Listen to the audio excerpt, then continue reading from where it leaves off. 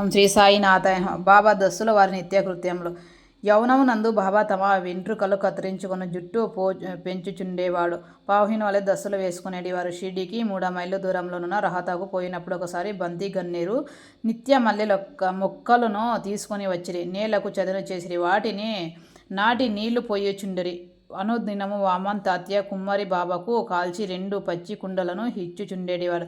బాబా స్వయముగా బావి నుండి నీళ్లు చేది ఆ నీటిని పచ్చి కుండలలో తోడి భుజం పైన మోసుకొని తెచ్చి మొక్కులకు పోసేటివారు. సాయంకాలం ఆ కుండలు వేప చెట్టు మొదట బోర్లించుచుండిరి. కాల్చున ఒకటచే అవి వెంటనే విరిగి ముక్కలు అగుచుండేవి. ఇట్లు 3 సంవత్సరములు గడిచెను. సాయిబాబా కృషి వలన అచ్చటనొక పూల తోట లేచెను. ఆ స్థలమునే ఇప్పుడు బాబా సమాధి ఉన్నది. దానినే సమాధి మందిరం అందరు. దానిని దర్శించుట కొరకే అనేక మంది భక్తులు విశేషముగా పోవుచున్నారు.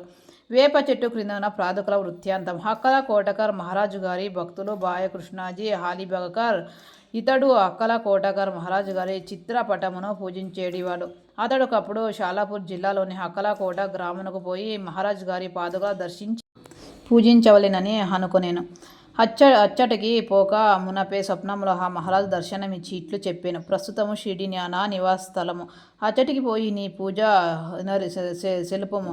అందుచే అక్కలకోట పోవాలన్న తన నిర్ణయం మార్చుకొని బాయకృష్ణాజీ షిర్డీ చేరి బాబాను పూజించి అచ్చటిని 6 మాసములు ఆనందముతో గడిపెను. దీని జ్ఞాపకార్థం పాదుకలే చేయించి శ్రావణ మాసంలోనొక శుభదినము వేప చెట్టు క్రింద ప్రతిష్ఠించెను.